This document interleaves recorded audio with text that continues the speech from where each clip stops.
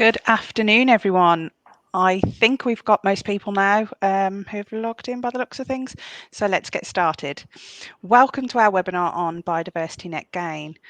I think it's fair to say that it's been a topic that's been subject to much debate and deliberation over recent months while the government has been finalising their exact requirements. But it was great to see the enforcement date of the 12th of Feb come out recently, and I trust this webinar will go some way into helping you navigate it. So I'm Louise and I work in the communications team at Wilmot Dixon.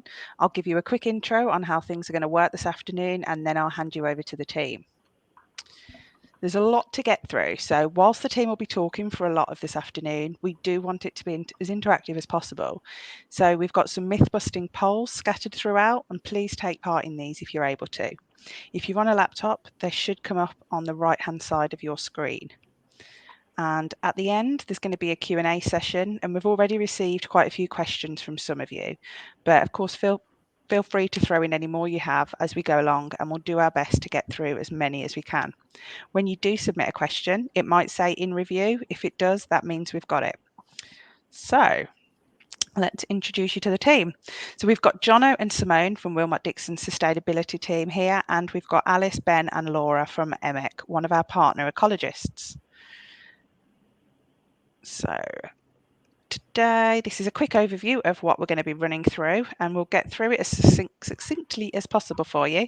At the front end, EMEC will be running through the legislation and what it means. Then in the second half, we'll have Simone talk through how it relates to construction and share some tips on how to get started and advice on adherence. So that's enough for me. Let's get started. We've got a short video to kick us off, and then we'll go straight into the content. Enjoy.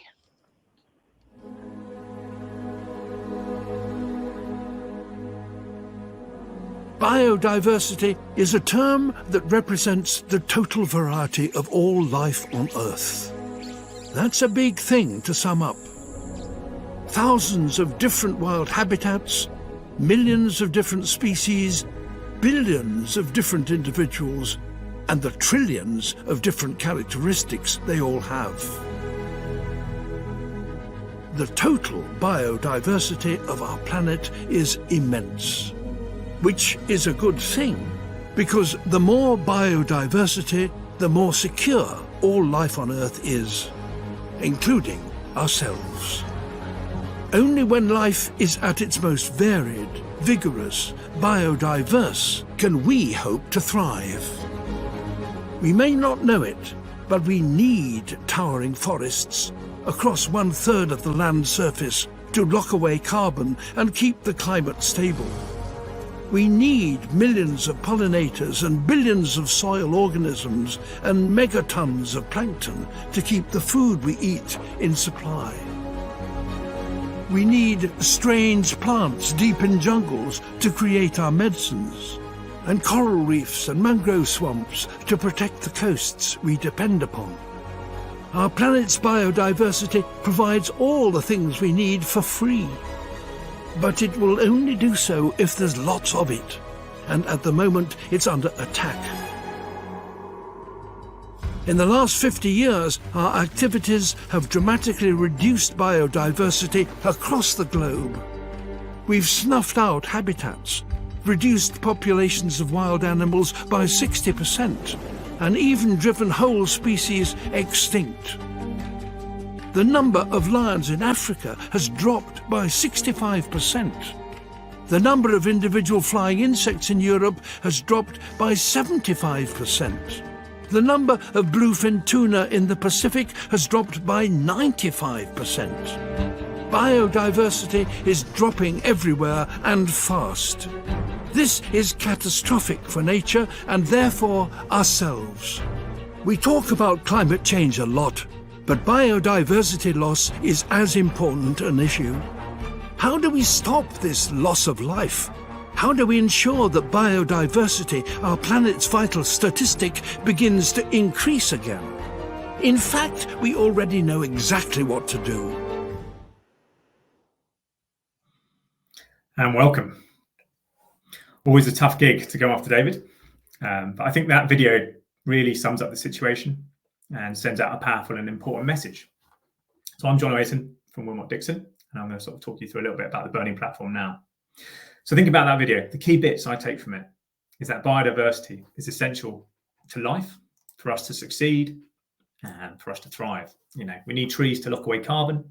We need plants for our medicines and sea plants to help mitigate against sea level rise. We know it's important, yet all those stats of wildlife reduction and the rate at which it's happening is really terrifying. So David picked out that key point that we focus on a lot. We focus on climate change a lot, and rightly so. But biodiversity is equally, if not just as important. I look more and think about the UK and see that we've already lost half of our biodiversity. We're the worst performing of the G7 countries. The evidence from the last 50 years shows that the intensive way in which we manage our land for farming and the continuing effects of climate change are the two biggest drivers of biodiversity loss. I found a quote from the RSPB's chief exec, which said the UK's wildlife is better studied than in any other country in the world. And what the data tells us should make us sit up and listen. So we know we have a real problem. You don't need me to tell you that. And we know that construction is one of the industries that unfortunately contributes to the decline of biodiversity, as the buildings we build directly impact or affect biodiversity, whether that's on a green land or brown land site. Our activities can have a harmful impact on the environment, but they don't have to. And that links back to what David said at the end of the video, where he summed it up perfectly, along with the epic music, by stating we already know exactly what to do. We just need to do it and do it faster. And that leads us nicely to today.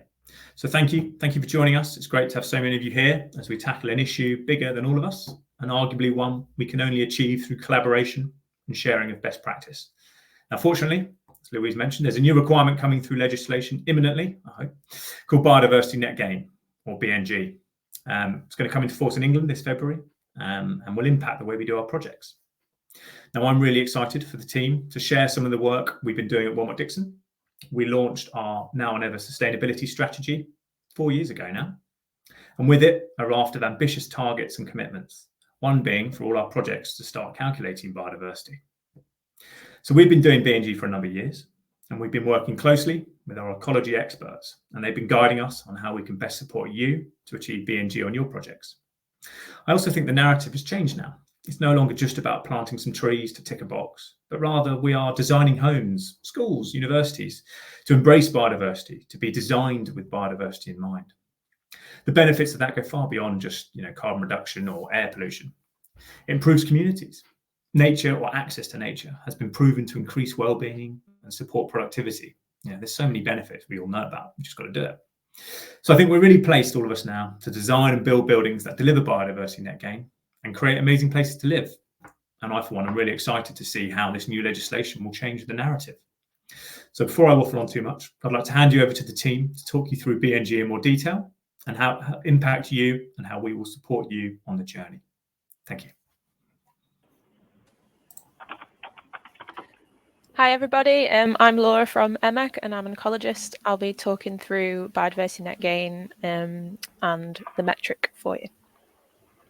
Yeah, and I'm Ben Jones, a Senior Project Manager, and I'll be talking through some habitat interventions and what the construction and the maintenance of them will look like on the ground.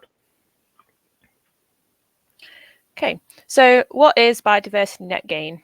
If we split it up, biodiversity is the variety of plant and animal life in the world or particular habitat, a high level of which is usually considered to be important and desirable. Net gain is overall gain rather than loss or maintenance of what is currently there. And biodiversity net gain is an approach to development that aims to leave the natural environment in a measurably better state than it was beforehand. The legislation, as Johnny mentioned, is due to come in on 12th of February. Schedule 7A, grants of planning permission in England to be subject to a condition to secure that the biodiversity gain objective is met. And the biodiversity gain objective is met if the biodiversity value attribute to the development exceeds the pre-development biodiversity value of the on-site habitat by at least the relevant percentage. So that relevant percentage is 10%. So it's important to note that the 12th of February date is just expected for the regular metric. So the expected date for small sites is April 2024 and for nationally significant infrastructure projects or NSIPs in 2025. Some exceptions from BNG, such as household conversions, permitted development impacting less than 25 metres squared of habitat or less than 5 metres of hedgerow. I'll explain a bit later about what the small sites metric is.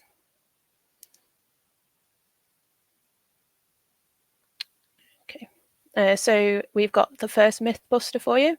So the new requirements apply to all construction projects regardless of scale. So true or false? So you can take part in the poll on the right-hand side of your screen.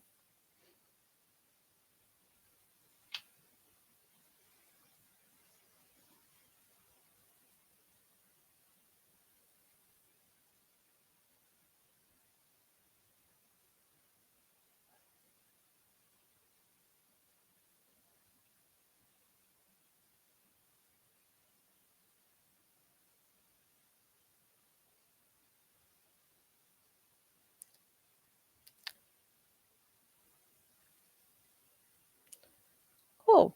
Okay, so we had 65% voting false and 35% voting. Oh, no, it's gone up.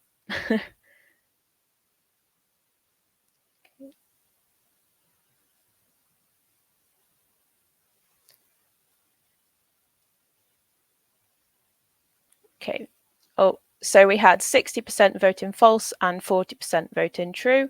So it is false. The new requirements don't apply to small sites currently and NSIPs. So the requirements for those types of developments will come statutory in the future. So the minimum 10% net gain required calculated using biodiversity metric and approval of net gain plan by the LPA. So the requirement for the 10% as calculated within the biodiversity metric, it's the minimum statutory requirement. Some LPAs may require higher than 10% BNG as part of their local policy. The standard metric is the DEFRA metric, which is periodically revised, or the DEFRA small sites metric, which you can see on there. So the small sites metric can be used for residential sites less than a hectare or less than 10 proposed properties, or less than half a hectare if the number of the dwellings isn't known. And also non-residential sites less than 1,000 square metres floor space, or the site area less than a hectare. There are some instances where the small sites metric can't be used. So if you've got priority habitats present on site, and then European protected species, so bats, GCN, great crested newts. Sorry, I used to use in the shorter version. Also, if off-site interventions are required, so you can't use small site metric if you have to get net gain by using off-site interventions. Some priority habitats include ponds, higher quality grasslands, and wet woodland.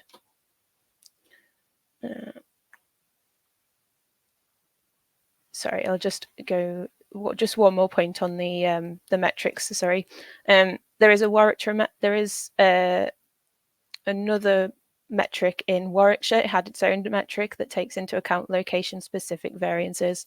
The LPA will usually dictate which metric they require to be used, and a full BNG assessment will be needed to be undertaken before planning will be granted to evidence that the minimum 10% net gain will be achieved and maintained.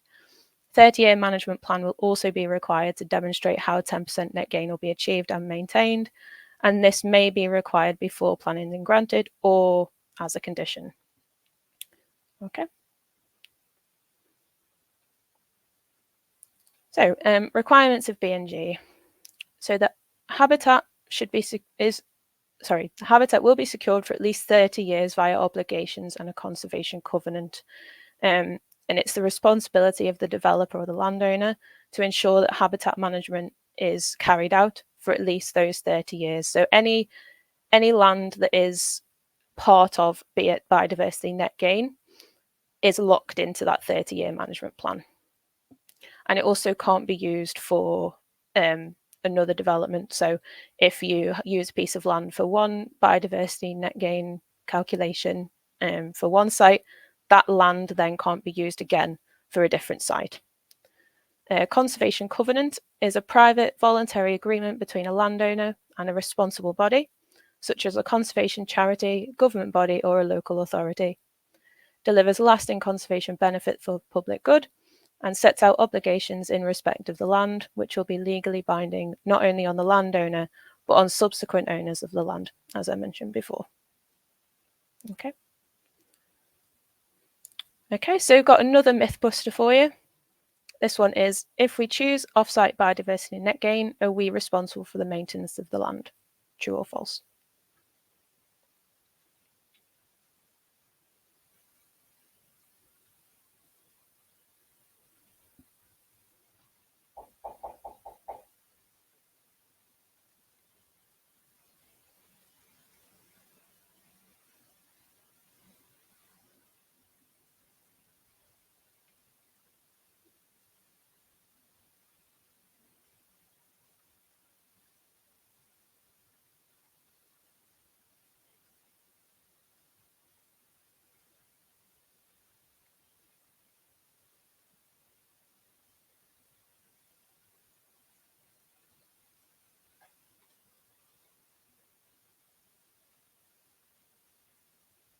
Okay, so it looks like it stopped.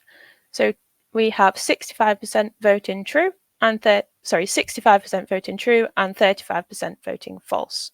So if you voted true, well done. It is the responsibility of the developer or the landowner to ensure, / landowner to ensure habitat management for at least those 30 years. If the land is sold, it will then be the responsibility of the new landowner to ensure that the management plan is adhered to.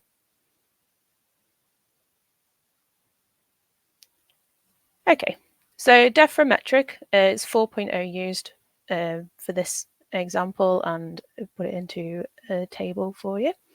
It's widely used to quantify BNG. So when you carry out a BNG or BIA calculation, you input information on baseline and proposed habitats. The first thing that you'd put in is the habitat type. So it's based on UK HABs, UK Habitat Classification Methodology. The habitat area, so it's hectares for habitat and kilometres for linear features. If you're using a small sites metric, they use metres.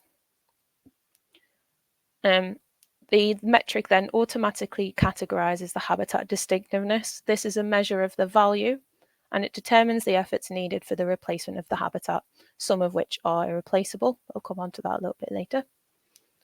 You then also need to input habitat condition. So this is your habitat is basically assessed against a set of condition criteria, which is different for each habitat type.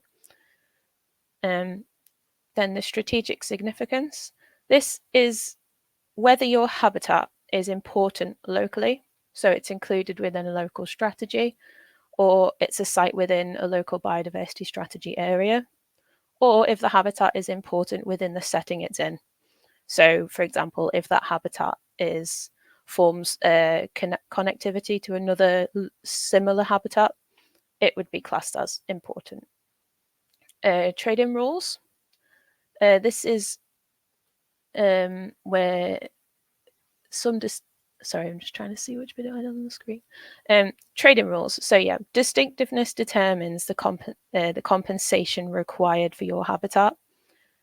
So this ties in to the how it automatically categorizes the habitat distinctiveness. If you have a low distinctiveness habitat, so modified grassland, cropland, or urban habitat, then the metric only requires same distinctiveness habitat or better. Whereas for high distinctiveness habitats, so heathland or reed beds, then you would require the same habitat type. As I mentioned earlier, some habitats are irreplaceable. So that means that you would need bespoke compensation. The metric uses this information then to calculate the unit value of each habitat and compares the baseline and post-intervention units to calculate your net gain or net loss, so the change in those numbers. Okay. So the requirements of BNG. This habitat delivery hierarchy is a hierarchy. So on-site is what is going to be your priority. So it must be justified that BNG cannot be carried out on-site before then off-site can be considered. And same again for purchase of statutory biodiversity credits. So the developer will have to prove that net gain cannot be carried out on-site or off-site before they'll have to prove it to the LPA before they'll be able to purchase credits. So purchase credits is a last resort, and it can be very expensive. The developer will have to prove, they'll have to prove it that they can use it. Cost of the credits varies depending on the distinctiveness of the habitats. So as you can see there, cost of credits 42,000 to 650,000. So that is 42,000 for low distinctiveness habitats, so modified grassland urban habitats, such as introduced scrub and gardens, going all the way up then to 650,000 for your higher distinctiveness habitats, such as heathland, wet woodland, and more of the rarer grassland types. There is also a spatial risk multiplier.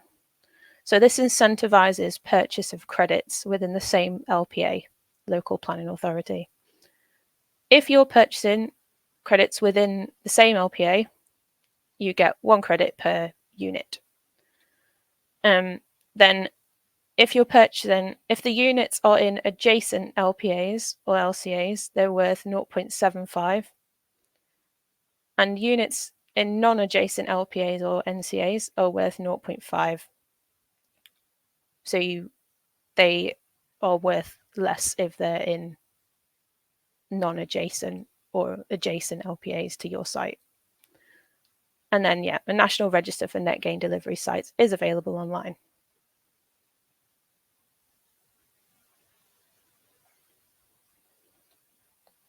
Okay, so the mitigation hierarchy still applies.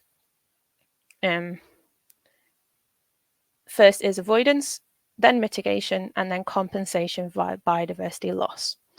So avoidance is your priority. You want to avoid impacts to any habitats. Then is mitigation. So if you do have to damage habitats or remove habitats, then you mitigate for that change via net gain. So replacing any habitats. Lastly is compensation for biodiversity loss. So this also applies to nationally significant infrastructure projects. And I mentioned earlier, irreplaceable habitats. So these require bespoke compensation. Examples of irreplaceable habitats are things like ancient woodland, ancient and veteran trees, blanket bogs, limestone pavements, coastal sand dunes, Spartina salt marsh swards, I hope I've said that correctly, Mediterranean salt marsh scrub, and lowland fens. So 10% gain is not applicable to irreplaceable habitats because these valuable habitats cannot easily be recreated and enhanced. They're still recorded within the metric, but it flags up that bespoke compensation is required.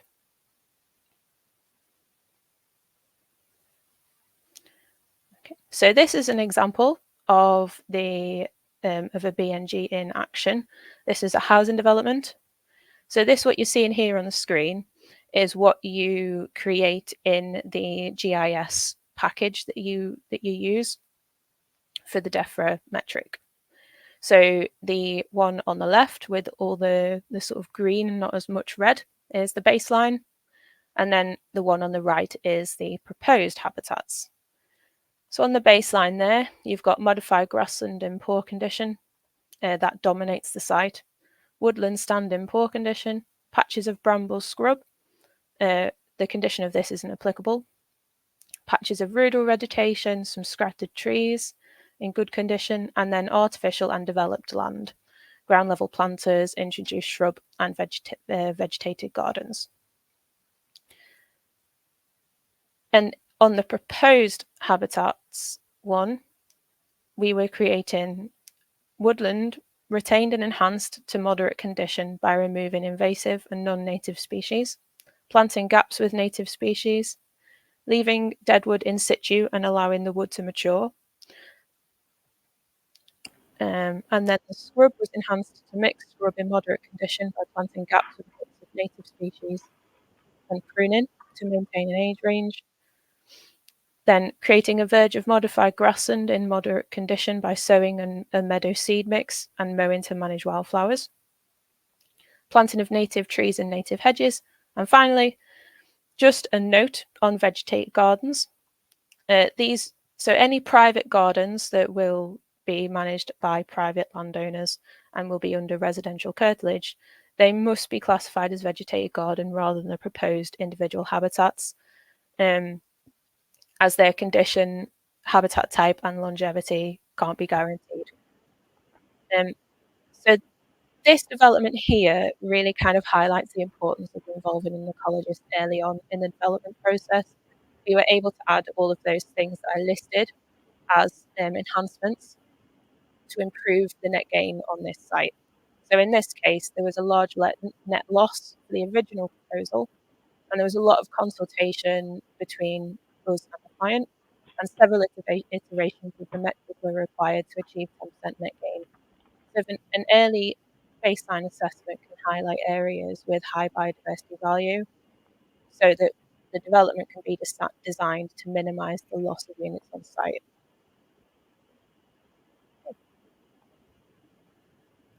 Yeah, so thanks for that, Laura.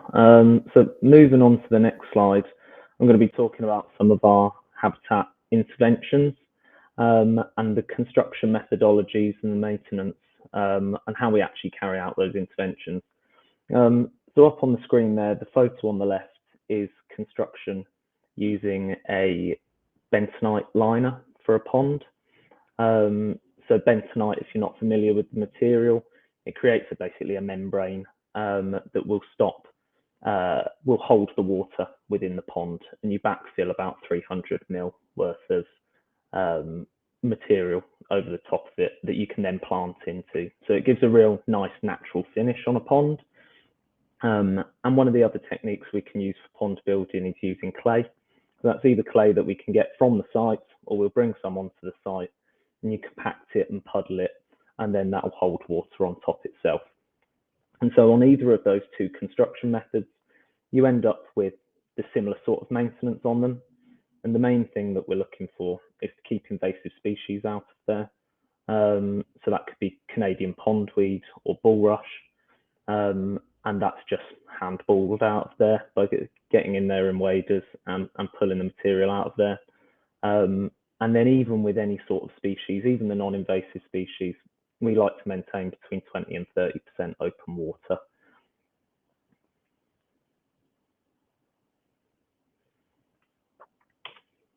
And on to another type of intervention is creating grasslands. And so that's a really easy sort of intervention that we can do on sites, substituting amenity grass seeds for meadow grass seeds. And it's quite a low intensity way of constructing grasslands. You just fluff up the soil, basically rotivate it, and then do the seeding. And 1 day's labour, you can do about 1,000 metre squares that we've done on a recent project. In terms of maintenance, again, really basic maintenance, mowing it once a year, mowing late, and then doing herbicide treatments, on spot herbicide treatments of weeds.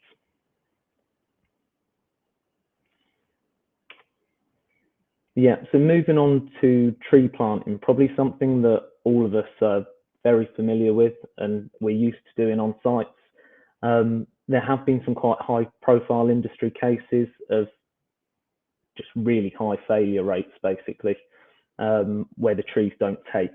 So we can't really stress the importance of maintenance on tree planting enough, because yeah, it is being picked up on across the industry when trees fail.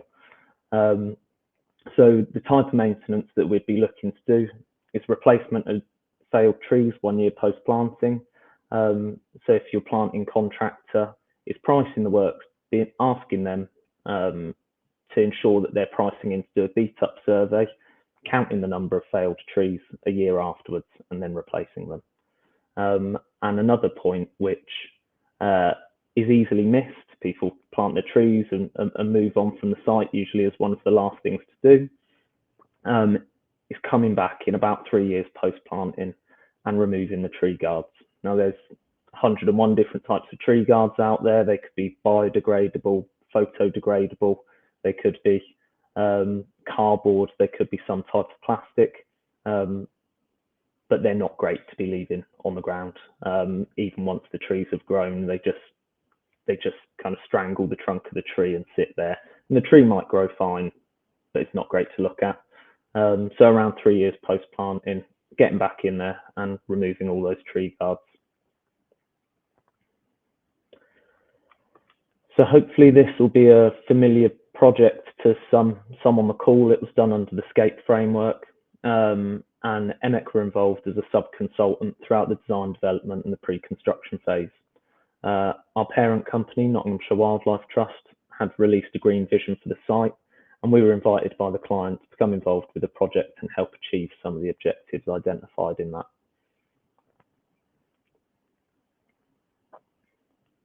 Yeah, moving on to the next slide, it just touches on how we managed to achieve that. So there's the broad vision for the site. We did a hell of a lot of stakeholder engagement, both with people directly involved in the project, the main consultants, the clients and the designers. And we also managed to, because of our early involvement, when issues arose, we were able to bring in additional specialist resource as the project required. And so you can see the marsh area towards the bottom of the site there. We were able to bring in hydrological resource to do a water balance study and overcome some issues during the design process through doing that.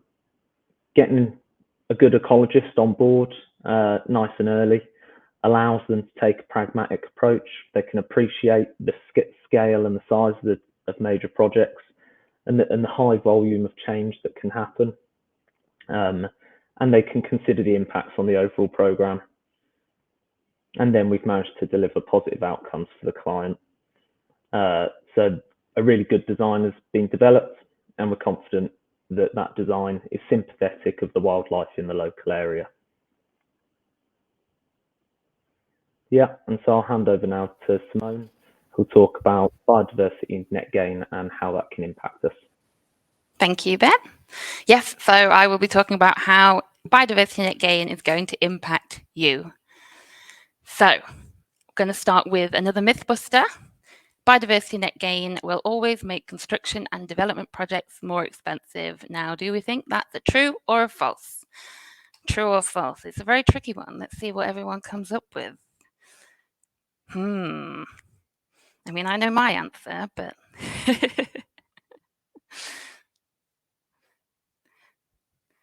yeah, we have a lot of questions about this one from a lot of our customers. So I'm sure this is going to be one that people want to know the answer to.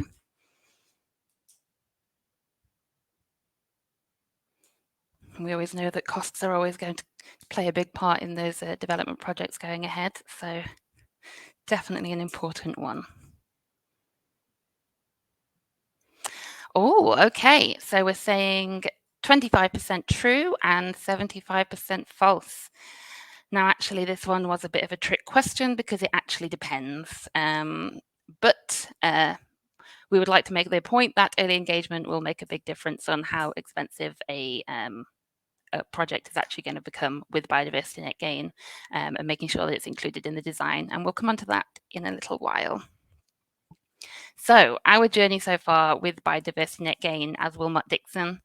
So we've been, as Jono mentioned earlier on, we've been on this journey for quite a while of our now or never strategy, because we would like to deliver environmental net gain on all of our projects. So in order to do that, we have been trialing the DEFRA metric on all of our projects to try and work out the best way to actually deliver BNG, which has given us great expertise in it and the opportunity to understand, where we're going to be able to achieve it, what the best process might be for that, and help inform our customers as well. as well as getting the right advice from consultants like EMEC, of course. So it's also really important to think about, how we can support you from our expertise with this journey so far, and making sure that we are delivering those environmental net gain benefits. So the flood protection and improved air quality and things that we're trying to achieve through that. So getting started with Biodiversity Net Gain, as we've said, you're going to want to have some early engagement with the contractor to understand where the opportunities for BNG are on your site. Next, you're going to want to think about the design and the budget of the scheme, and making sure you're incorporating BNG opportunities into those, making sure that all things are being considered within them. Then the contractor will appoint professionals such as EMEC to advise on BNG and engage stakeholders like local green space owners to look at how you can best deliver that BNG with your on-site, off-site options. And then you want to build BNG into existing baseline ecology surveys, ensure that the design changes don't impact the BNG throughout the process of the design, because it's going to become much more difficult if you start losing parts of the landscaping.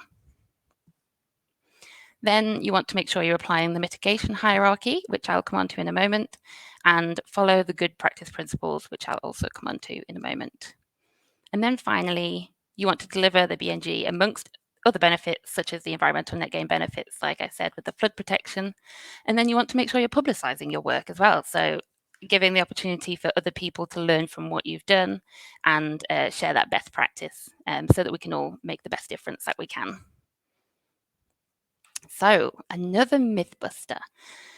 The new requirements apply to all refurbishment and retrofit projects. Do we think that's true or false? I feel like I want to do a bit of a countdown timer.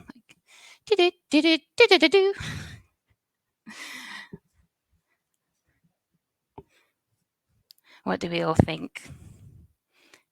I don't know how much experience you all have with refurbishment and retrofit projects, but I'm sure this will be applicable to some of you. Definitely another important one to consider. There's also, let's see how much people know about BND already so far.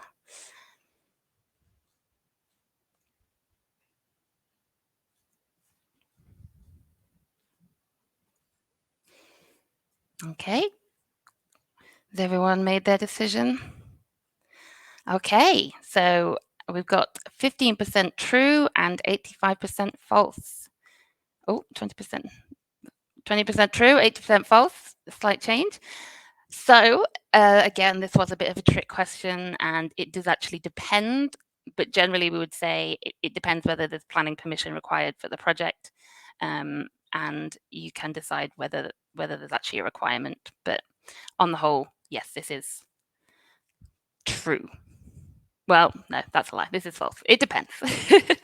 Okay, so the 10 best practice principles. So we start with applying the mitigation hierarchy, which Laura did mention.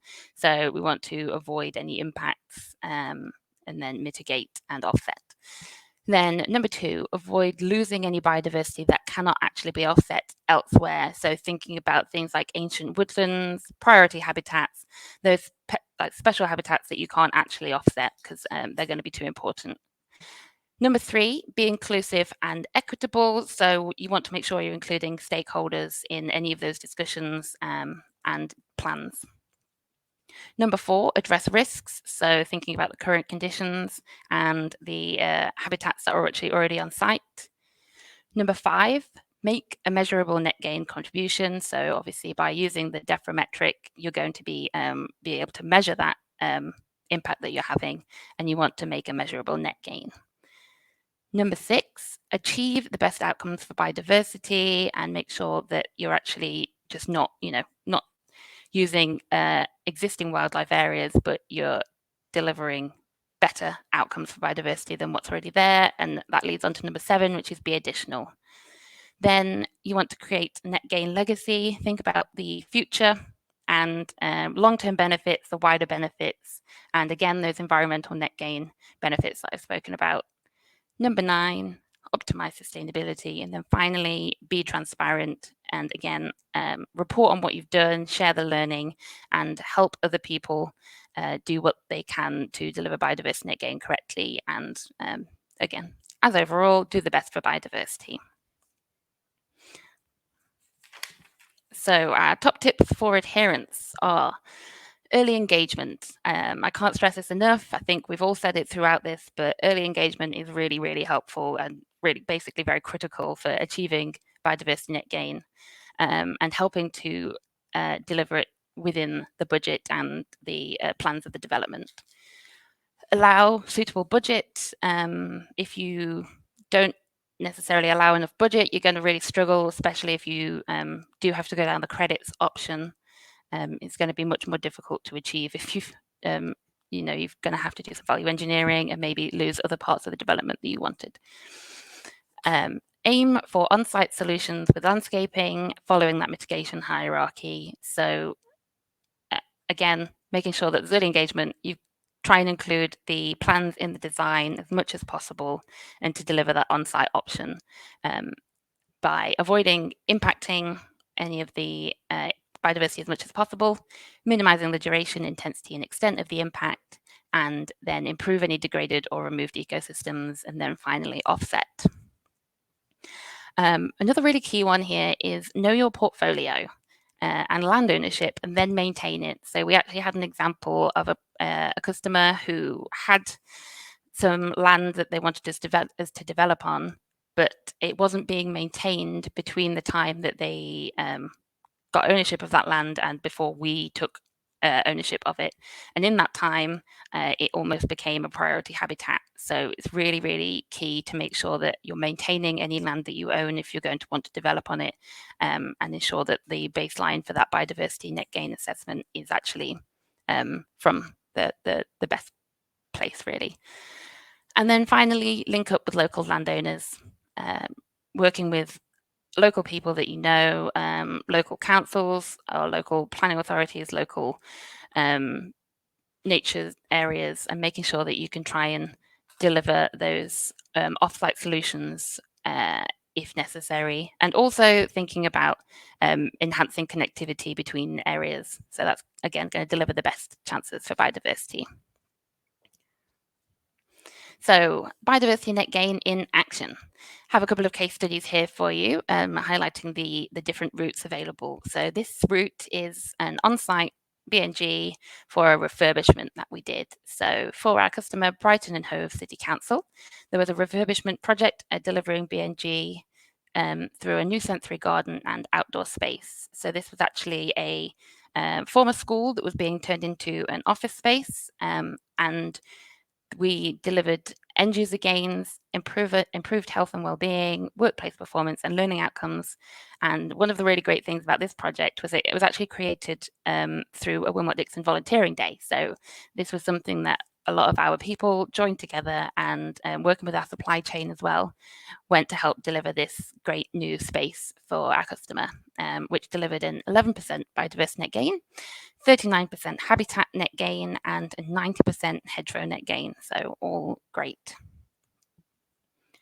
So this next example is another one for on-site BNG, but these are both just regular buildings. Not really regular buildings, really, but as regular as they can be.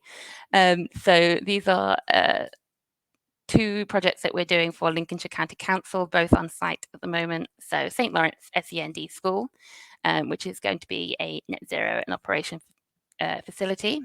And for this project, we are planting additional trees, wildflowers, grassland and hedgerow, delivering 9.63% habitat net gain and 216% hedgerow net gain. So I would like to state that I know that that's not achieving the 10% required, but this was before the planning requirement.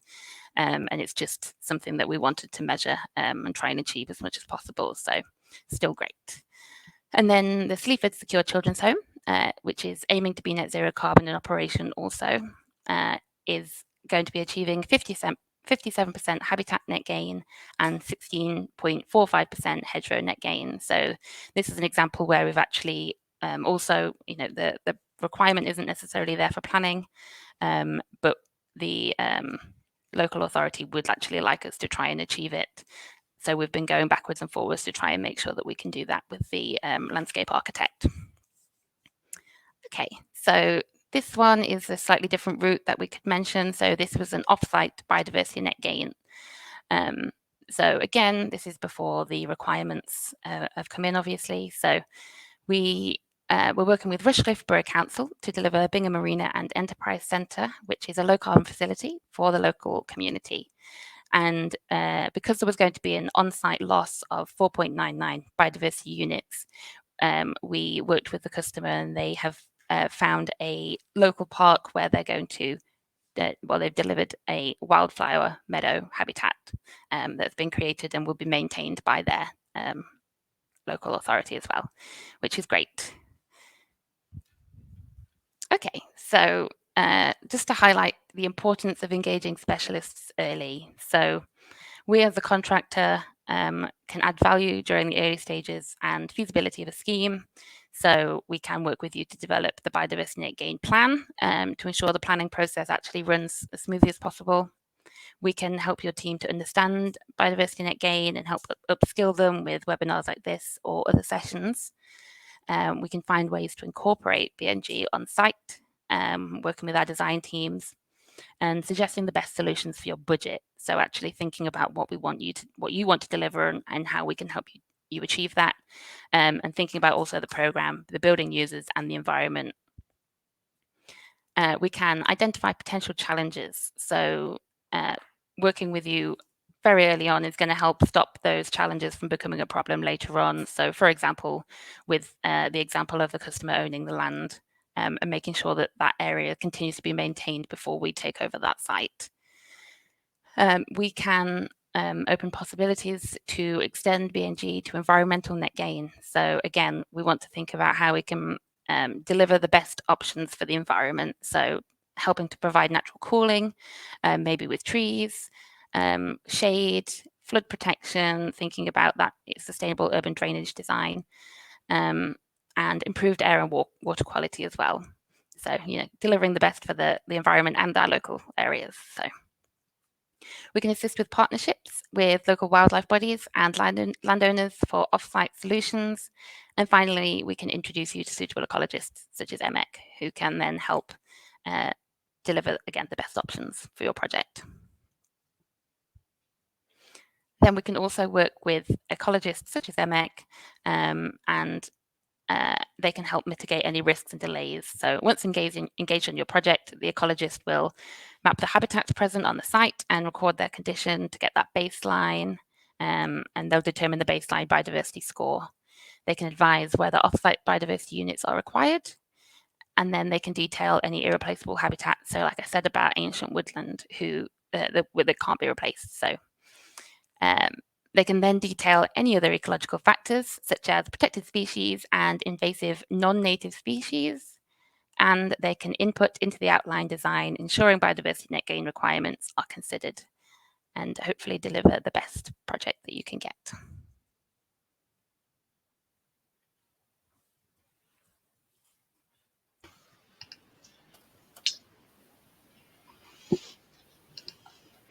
Thank you. Thanks, everyone. Yeah, we're all back. I'll move us swiftly onto the questions now. We've had quite a few come through, so we'll get through as many as we can. The first one we've got is, could you explain the spatial risk multiplier again, please? Alice, I think, are you able to pick that one up? Yes, that's fine. So basically, as Laura was saying, depending on if you can't achieve your net gain on site, and then you're looking for your off-site option. If you're looking at an area off-site that is within the same local planning authority as your development, then if you're having to purchase one credit to get up to your 10% net gain, then that one unit, that unit will cost the same as one credit. So for example, if that's to replace a low distinctiveness habitat, that's going to cost you however much that costs, based on that scale that Laura showed.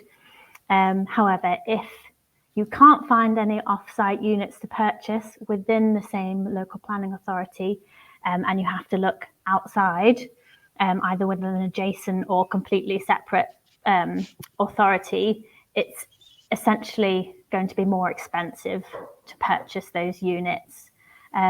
So within a completely different local planning authority, one unit actually costs double. It costs 2 credits.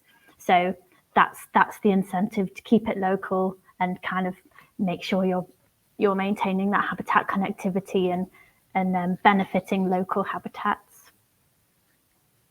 Brilliant, thank you.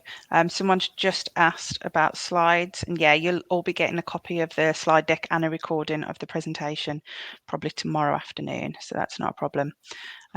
Another question we've had come in, what has to be done during the 30 years that the land is secured for, and what happens after 30 years? Simone, are you all right to pick that one up? Yes, that's fine. So the land does need to be managed for the entire of that 30 years and needs to be maintained in accordance with the habitat management plan that's been created as part of the whole planning submission.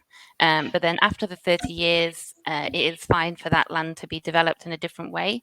But there will likely be incentives for this to be continue to be used for biodiversity net gain and continue delivering better benefits for the environment.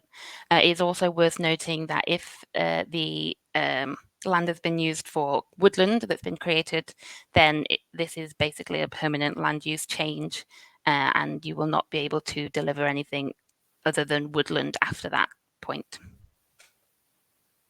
Yep.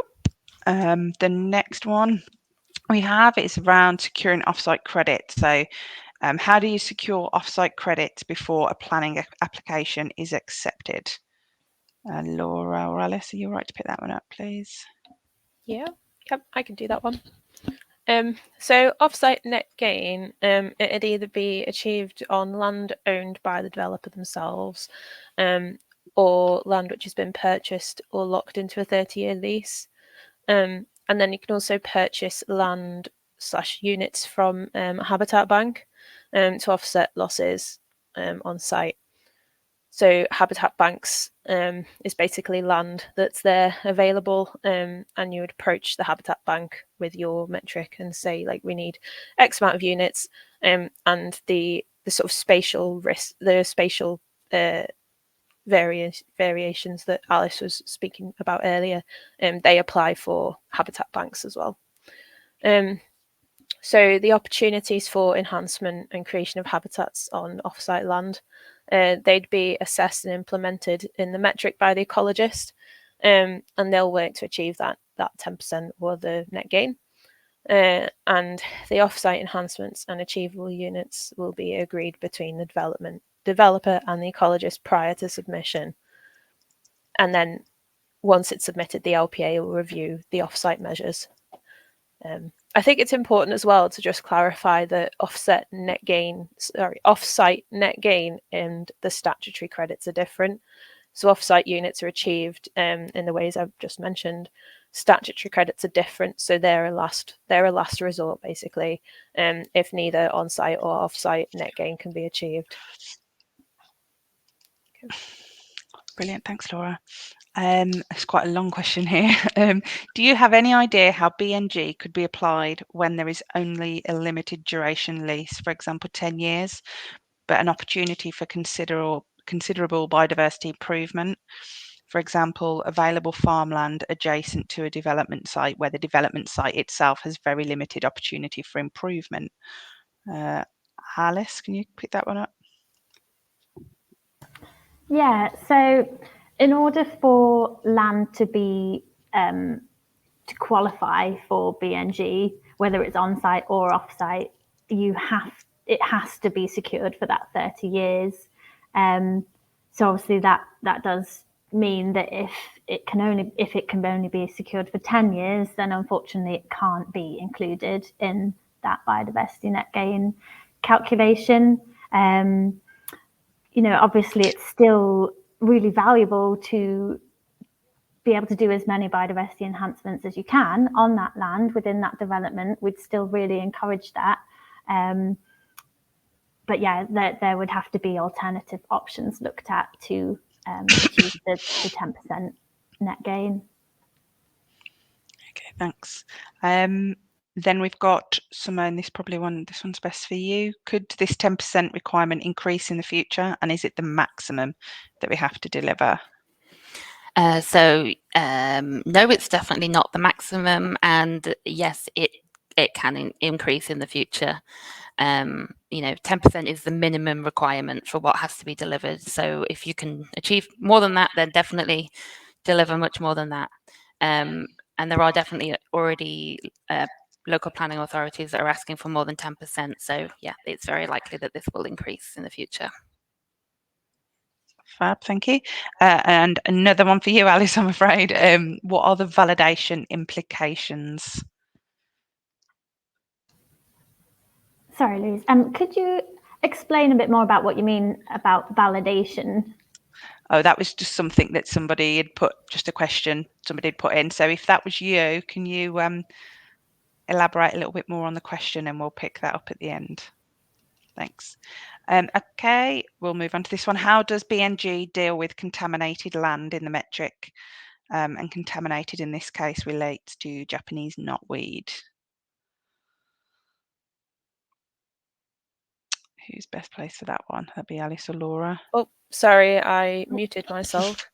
Rookie mistake. Yeah, I can take that one. So basically, Schedule 9 invasive species don't have their own habitat in the metric, so it's not a assigned habitat classification.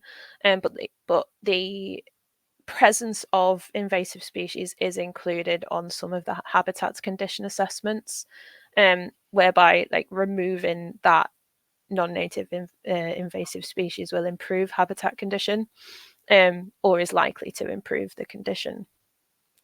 But for things like Japanese knotweed, where the ground's considered contaminated, and often to remove Japanese knotweed involves, excavating the land, and you've often got large stands of it, that there will not be much left of the habitat if you just remove the species. So it would go down as a loss of units, as a loss of habitat units. It would usually be assigned a habitat that's closely matches it, maybe like introduced shrub, or similar sort of habitat, and then it would go down as removal of habitat. That could then be replaced with something native, so mixed scrub in like moderate or good condition, depending on what condition it could feasibly achieve, which would then result in a gain overall for that area. But yeah, the removal of Japanese knotweed on its own, it wouldn't automatically achieve an increase in net gain units, in biodiversity units, sorry. Okay, thanks. Simone, there's been a question here coming about one of the case studies. I think it was the Bingham Arena, and it's asking what's the difference between 10% net gain and the 4.9 credits loss? Are they two different metrics?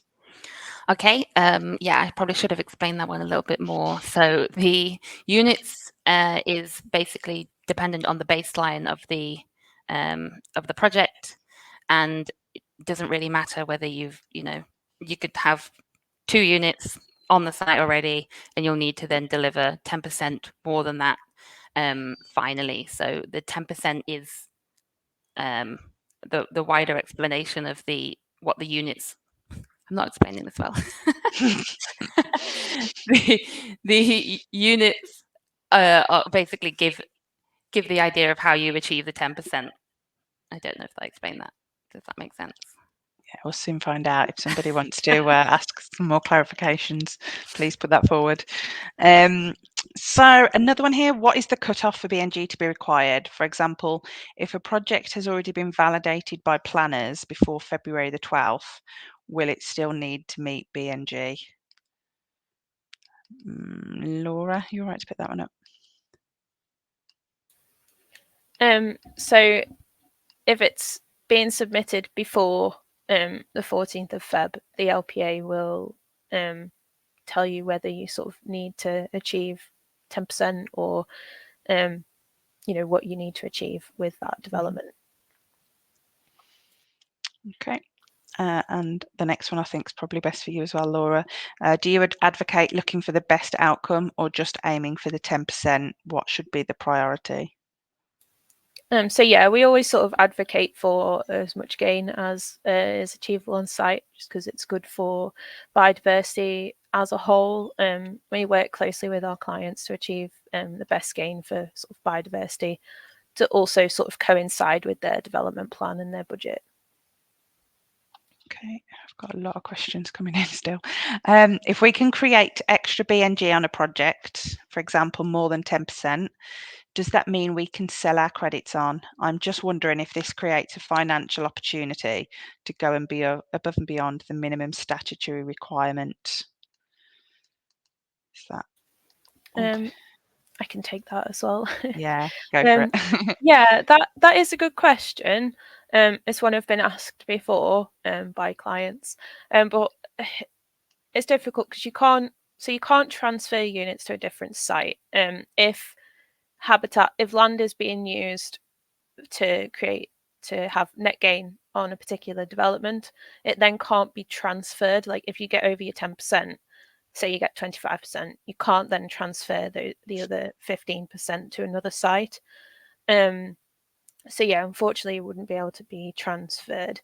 It has to be the land that could be sold. For example, if you sort of chopped off a bit of your site and still got 10% in most of your site, and then you had that little bit of extra land, it could then be used for a different development as long as it was aside from like completely not used at all in this other development. So it has to be new land, if that makes sense. Which it could.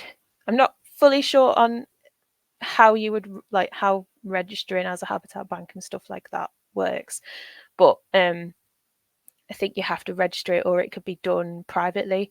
So as long as that land hasn't been used in your development, then you could sell it. You set it aside to sell it. But yeah, it's not a case of, you know, taking the extra from the 10% and then selling it that way, if that makes sense. The roundabout way of saying it, sorry.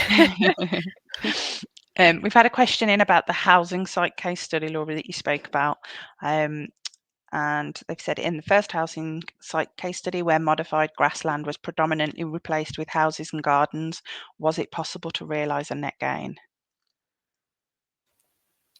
So I personally didn't work on that site. I think you did, Alice, and I think that site did get a gain from, I think that site did get 10% gain, didn't it, from the enhancements that we put in? Yes, it did in the end.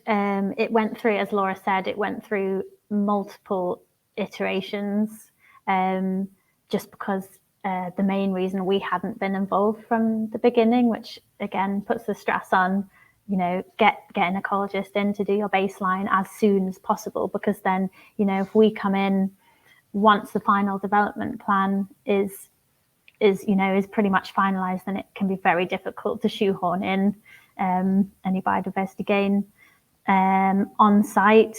But yeah, as you could see from that plan, a lot of the site had been set aside for private dwellings and private gardens, which, you know, had to be put down as vegetated gardens, which doesn't really deliver many habitat units at all. So yeah, we had to use, they did reduce the number of houses that they were putting on there just so they could achieve the net gain on site, because in that case, they didn't really have the option to do any off-site enhancements. Thank you. And Simone, one for you. Who is primarily responsible for acting on biodiversity net gain for a particular project? Well, technically it's the customer, I believe, but it's whoever's really trying to deliver on those planning conditions. So if it's a planning requirement, so it will be everybody really. But I'd say it's the customer's ultimate responsibility. Yeah, okay. So, is Biodiversity Net Gain applicable for refurbishment projects that need listed building consent? Is anyone able to pick that up? Is that Amek or Simone?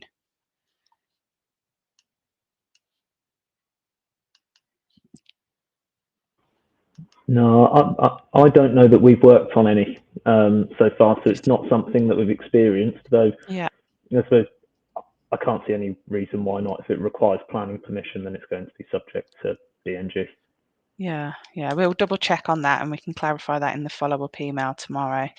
The other question, so here's one here, quite a specific question here on a school project. So we're working on a project where site works, i.e. line markings and drainage to a school pitch are going to cause a project to be a major application due to the size. Does that mean BNG applies to this scheme?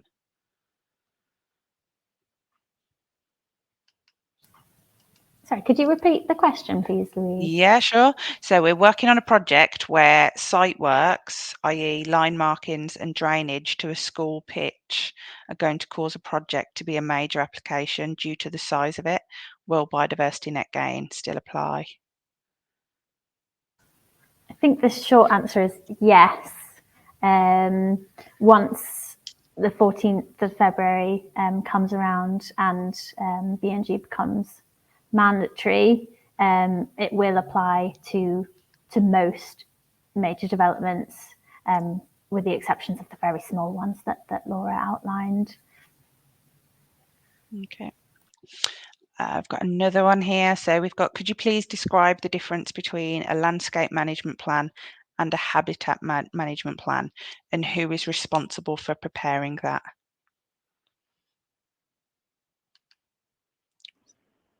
Yeah, so I was going to say that the habitat management plan is a BNG specific plan that's demonstrating that you'll get from your baseline to your proposed habitat enhancement, and it lasts for 30 years.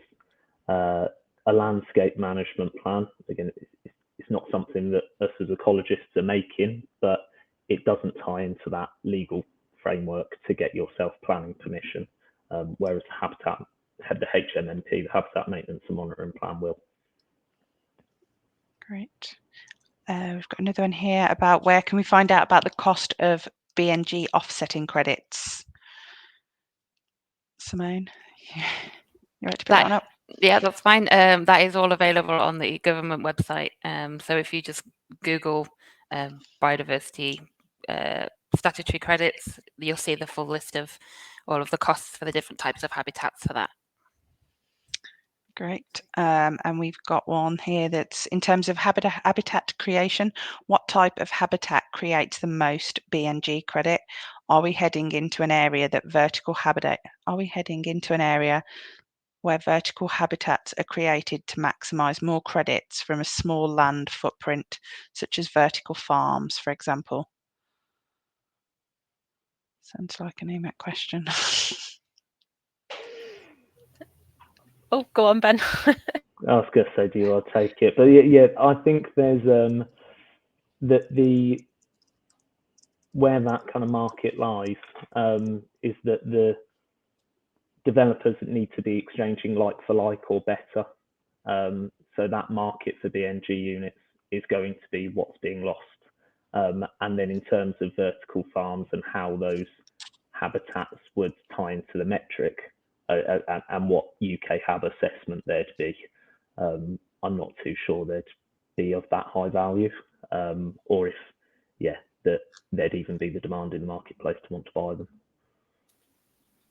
And just jumping in on the question about which sort of habitat delivers the most units, it's not a simple thing. It's not kind of like there's one be all and end it all habitat that's like the best one to create. It's very subjective, based on what you had on your site before, and what you've lost. So if you have lots of, if you've got some woodland on your site and you're losing some of that woodland, then you really want to replace that woodland or well, the first thing you'd want to do is not impact the woodland, but then say, you know, you are impacting the woodland, you should then really replace the woodland to then not have a loss in woodland habitats. So there's an additional thing with BNG. I won't go into it too much because it's quite complicated, but there's the trading rules as well. So the trading rules basically divides the habitats into groups, and you need to have a gain or not a loss in each of the groups for the trading rules to be satisfied. So the short answer is it depends on what's on your site to begin with. There are some habitats that score higher that would be good to use, like the higher value grasslands or woodlands and stuff like that. But yeah, it does depend on what you've got already. Cool. Thanks, Laura. We've got one here, maybe this one's for you, Jono. What's the difference between BNG and ENG? I hear them talked about together and not quite clear the differences. It's a good question. So BNG is the team who talks about biodiversity net gain, and then ENG stands for environmental net gain, which is sort of where I see the industry going, and where Wilmot Dixon is aligned for our 2030 ambitions to deliver. So ENG is effectively going above and beyond biodiversity. So you're thinking more than just about the species and the habitats. You're thinking about the wider air pollution, climate change effect on communities, health and well-being. It's sort of an all-encompassing trajectory or target we're working towards, and we've started on. There's a couple of tools, industry tools that you can use, and we've started trialing it on it. They're a bit sort of work in progress at the moment. They're in sort of beta phase of testing, but it's quite exciting to see the impact you have. You think you're doing good for BNG, but you've got to take into account all the other aspects when you build a building. So we're certainly going to start reporting those figures in the years to come. But keep an eye on the ENG, and BNG is sort of the mandatory one for now. But ENG, I think, is where we as an industry are going to start heading. Can I just add to that, just to help people understand like what ENG is in comparison, is that it's more like wider impact, so flood defense or flood protection, air quality, like thinking about if anyone knows about like the natural resources that that the environment actually provides for us, if that helps. Thanks, Simone. And we've got one here, how are you to be held responsible or accountable for maintenance if you don't own the land for off-site biodiversity net gain? It's best for that one. So in that instance, let's say you've gone to a habitat bank, and yeah, that they're providing the units that you're using as offset for your development. I think is the end person that's held accountable for that is you, in order to put in a reputable company and a reputable habitat bank. But the responsible body, so the LPA, will be managing that and keeping up to date with it, with the progress of the habitats against HMMP, through going directly to the habitat bank and checking their land. Thanks, Ben. Another one here. So how would you manage the spatial risk manager, spatial risk multiplier, I think that means, for a linear site across multiple local planning authorities?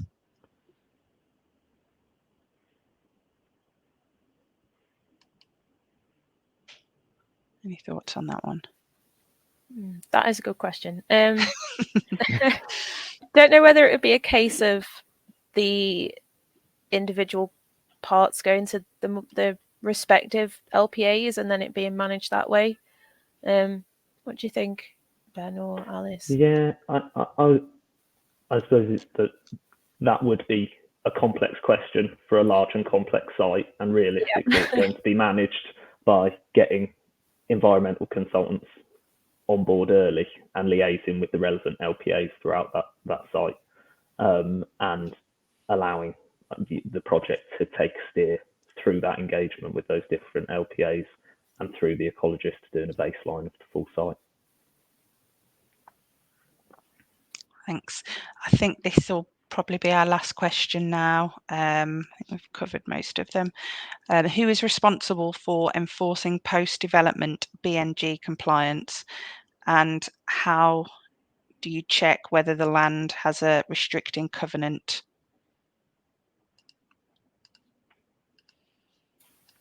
So as the developer or the landowner, it would be you that would be responsible for the 30-year management and ensure that it's managed in the right way as per the management plan to achieve like the habitats and the condition that was agreed with on the BNG and put through submission.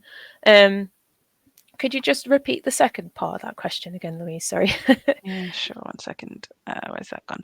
So, how do you check whether the land has a restricting covenant? Not. Do you Go want on, to go Ben. for that, You'll Alice? know. Yeah, I was going to say that as you engage the solicitors and you're drawing up that document with your habitat bank, is that your solicitors are going to do due diligence and searches to ensure that there are no restricting covenants, such as there's a mortgage in place on the land or something like that. There was a good bit about that question about who checks it, though. I'm not sure we covered that bit about who checks whether we maintain the developers or landowners are checking it. So I think it's the responsible body effectively are the people that have to check that, and that's the LPA. At the moment, in most places, it's the LPA. The LPA has the ability to delegate that to a responsible body, though I'm not aware of any in the areas that we're working at the moment where that's actually happened yet. And so that responsible body will likely be a wildlife charity. So yeah, there's on the government website, there's a form up there on how you can actually apply to become a responsible body. And from that, you can take a bit of a steer and go, this is going to end up with wildlife charities. But for now, it's the LPA. Thanks. So we'll take some of those questions away that we've had come in, and we'll write some of the responses up for you and share them with you in a few days. You'll also get a recording of today's session and a copy of the slides, and as well as a few other links that we think that you might find helpful. As ever, if you think of anything else that you'd like to ask, or if there's a particular project that you're keen in understanding how Biodiversity Net Gain would work with, then please get in touch. Simply just reply to the original email invitation or email comms@wilmotdixon.co.uk, and we'll do our best to help you. But thanks again, thanks for joining us, and we hope that's helped you in navigating this new legislation, and have a great week.